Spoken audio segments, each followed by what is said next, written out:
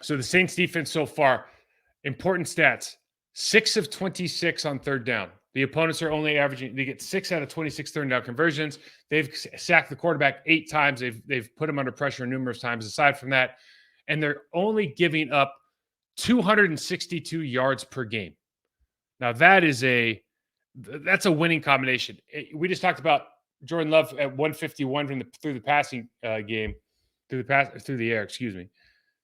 262 yards is winning football. That's usually what you expect your quarterback to get on his own. What these guys do, inside and out, across the board. It's not just Cam Jordan. I love how Carl Granderson has developed his game. He really works hard in the offseason. You can tell. Nathan Shepard, Kill Sanders, the rookie, Brian Bresee. All these guys are physical players. Look what they do to the inside of the interior of the offensive line here. 2 guys on the ground.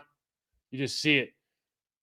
This is nothing more than a solid, you don't move your feet, you don't sink your hips, I'm going to take advantage of you. Great job. First play of the game just gets right in the quarterback's grill. The linebackers, we showed this last week. Now, this might be a Carolina Panther thing because of the motion, because of the way that they run, but trigger happy. And if they continue, Jamario Davis in particular, you see some motion and the quarterback's under center. If they're moving at all, this guy's going downhill. He's hitting his gap early. They're forcing cutbacks. So what did we talk about before?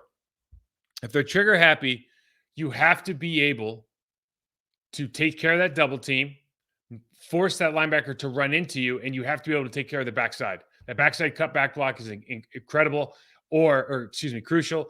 Or the running back has to make that guy miss. We see him triggering right here into the gap, and this is where there's some opportunities. This is early in the game.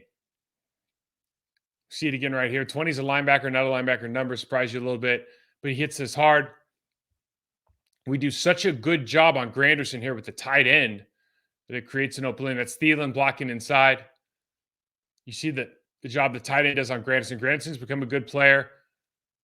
Gets beat right there. Doesn't hold his gap integrity. Now, the Packers, we saw it last week. We talked about it. Running in base with our guys, I just don't think we have the people up front to win one-on-one matchups consistently. I don't think you have 5 or 6 guys that you need to do that. So one thing you can do is put them in nickel. What the Saints are using a little bit here against Carolina, I would expect to see more of it against us, is they'll go to a 5-man front, a 7-man box when they go to nickel. So they'll just drop 20 Pete Werner down. They'll go into like a jam look you see with Cam Jordan over the right guard, and then they'll just drop Honey Badger, Tyrann Mathieu into the box, or they'll just go a 51 with Demario Davis playing the mic.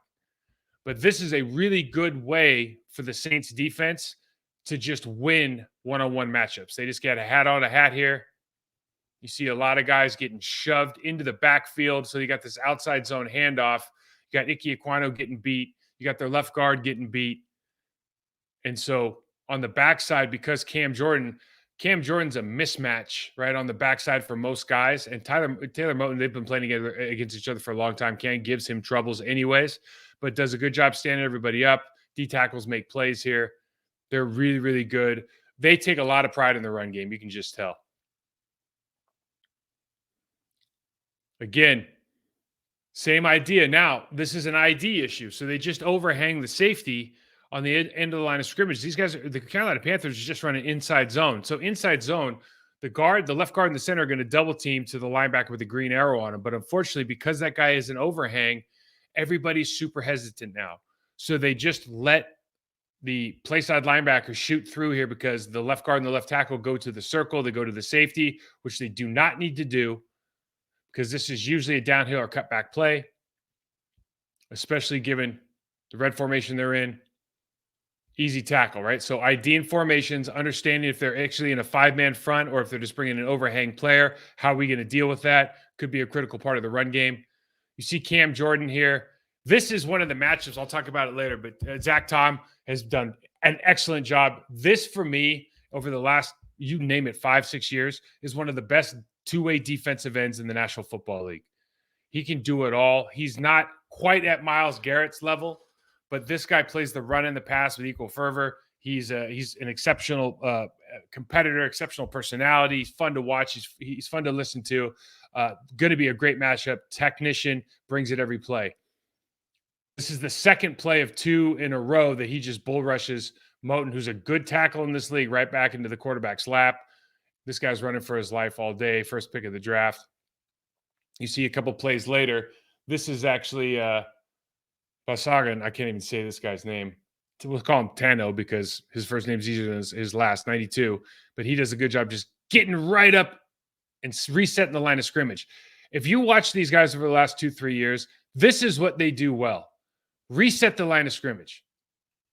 And then the other thing they do extremely well is you look at their defensive tackles. Now, this is just a simple zone. Hey, 6 in the box, 7 in the box, zone. Well, it's really 6 in the box. You look at Tyrann Mathieu. He's not in the box because he's just covering that wide receiver. You move the wide receiver out, he's gone. You look at the 6 in the box look, and they know they're going to get 2 doubles. These defensive tackles are attacking the play side player. So wherever these guys step, they attack the play side guy. Why? Because it allows these linebackers to shoot the gap, particularly the player on the backside. So in this case, because the ball's going to our left, the offense is right. When the defensive tackle over the left guard attacks him, it allows 20, Werner, to just shoot this gap. He can't get off in time. They just do such a good job of this. Of course, we had the penetration from 92. And this is why it's so tough to run against these guys. I mean, they're really fundamentally sound. Then the other thing is you guys got Alontae Taylor, Marshawn Lattimore, all these guys outside. Taylor's literally running the route for Thielen right here. Just an excellent job. And when you look at this stuff, this is pattern recognition, formation recognition, maybe more than anything else. You look at these routes. He's just reading the situation and making it work. Creating single blocks. This is the name of the game for the New Orleans Saints. Can we create single block situations and just defeat those guys with our technique, defeat them with our unrivaled intensity, especially when we talk about the run game? So if they go into their 3-4, if they go into their base, if we look like this, again, this is just that five-man on the line of scrimmage nickel look. But we're just creating winning matchups, especially on the backside. And you just think about, from the Green Bay Packers perspective, you've got guys on the backside now. When you think about Luke Musgrave, you think about Kraft, Tucker Kraft, you think about the guys that they were trying Jaden Reed out to be the wide receiver who blocks in, because the Panthers try to use a lot of wide receiver blocking on the end to take care of the safeties. These are really hard asks. Carl Granderson's a good player. He's a good technician. Cam Jordan's a dude in this league. 93 is a dude in this league. Like, these guys can stand up against single blocks on the backside, and it just creates this environment where it's really difficult to move somebody off the scrimmage, to get vertical displacement, and to really get the running back a lane before the line of scrimmage. If you get the running back to stop, we talked about with A.J. Dillon, if you get the running back to stop his feet before the line of scrimmage, you got problems on offense. Run stunts exploit footwork.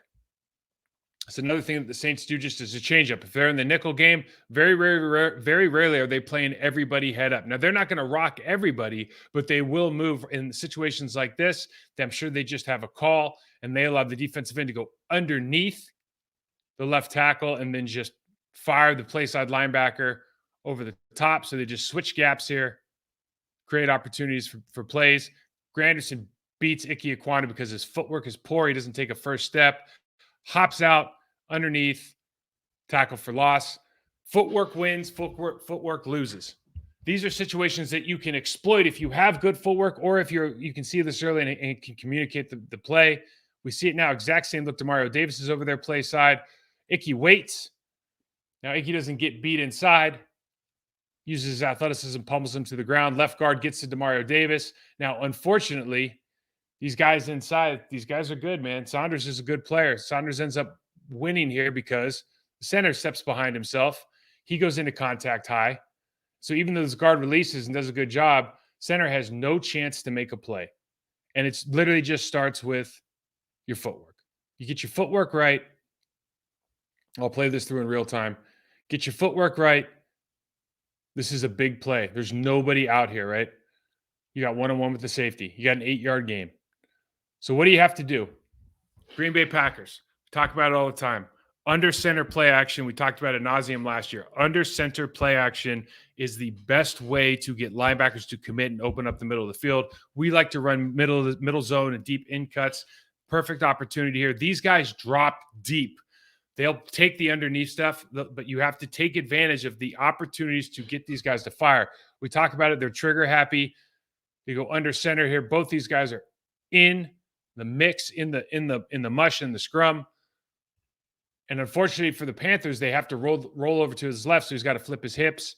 He still makes the play here, but I think you can get the ball out even faster in different situations if you obviously roll to your right. Now, I was just super impressed by this play. It probably went unnoticed. It was a sack fumble by Granderson here on a scramble by Jordan Love. They had run a bunch formation that I'm talking about the Carolina Panthers and run wide receiver screen here before. Now, the formation was slightly different, but if you watch Demario Davis, the linebacker 56, and you watch the safety sitting over the front part of the front man in the bunch look, they do not move. They're reading eyes, and because of Jordan Love's footwork, they know this is a fake screen. This is super impressive, man. They don't bite at all. Go ahead and take it. They do not bite at all. One is they're playing man, okay? Or excuse me, they're playing zone. So yes, that's part of it. But if you watch that middle linebacker, the reason this play doesn't work, that middle linebacker doesn't move. Pros watch tape. Awesome to see. Granderson ends up getting around Icky on a busted play. Goes all down, blah, blah, blah. Now, Packers are going to have to deal with this. Demario Davis is not a great pass rusher, but they will put him up at the line of scrimmage, and they'll put up Werner at the line of scrimmage. And what Demario Davis does as well as anybody is he picks people. He just turns into that missile. So right now, he's just going to pick the center. We have to ID the front. We have to account for everybody. So right now, this is a one-on-one matchup. You got 94-20, man over the center, Demario Davis, and whoever's out over the left tackle. We are kicking to all those guys. You leave Tyrann Mathieu, Honey Badger number 32 for the running back, and you're out of here. If you leave the tight end, then you can have a possible squeeze call here. But you have to have everybody accounted for. You have to get back. You have to be able to punch and pass because Demario Davis does a great job here of just picking the center. And so now nobody can recover. Breesy, the rookie defensive tackle, has to take on Chuba Hubbard. That's a mismatch. We got a sack fumble, excuse me. You got another look at a different one here. Who are they bringing? They look like they're bringing both. Werner just comes up and occupies the guard. Now you can probably, if you're a betting man at home, who's coming, who's not? Well, the guy that's on the side of the running back's probably not coming. He's probably going to occupy the guard and bounce out. Regardless, they run a slightly different game here. And this is something we might have to see from Jordan Love. Have a quick timer in your head. If they start running this stuff, inevitably lanes open up. If you see a lane, sometimes you just got to take it. This is probably one of the better plays that Bryce Young had on the evening. Terrible slide. But we're going to have to take what you can get. Familiar play here. If Aaron Jones gets back, Aaron Jones, A.J. Dillon, they motion in the backfield. Right? Send the guy over the top. Do a little zone underneath here. Good little run, little nickel run. Tough run here. I just thought you guys would like that. A little nostalgia from last year, the year before. Here we go. We watch 93 here. And they're just defeating blocks. So right here, this looks like it's a really good position on a backside. We call this a backside B block to go up to Demario Davis. So left guard, left tackle on 93. You see 93 here really just plays over, does a fantastic job. Doesn't make the tackle, but makes the initial contact. They're good at what they do. Nathan Shepard is good at what he does. These guys are not household names. Nathan Shepard and Kalen Sanders in particular are not going to have a lot of stats at the end of the year. They're both very good players, especially in the run game. It's important for us to stay on schedule, and that's kind of the take what you can get approach to football. I think they've been doing this a little bit because they've had to without, especially last week, without Christian Watson, without Aaron Jones. The Carolina Panthers are really cutting the field after. They have much more space to play with, but you see there's 3-on-1 up top. There's 3-on-1 middle zone. The only thing's open is the check down. You just check the check down here. You get the sticks. You live to fight another day. Hopefully, you don't fall on your face.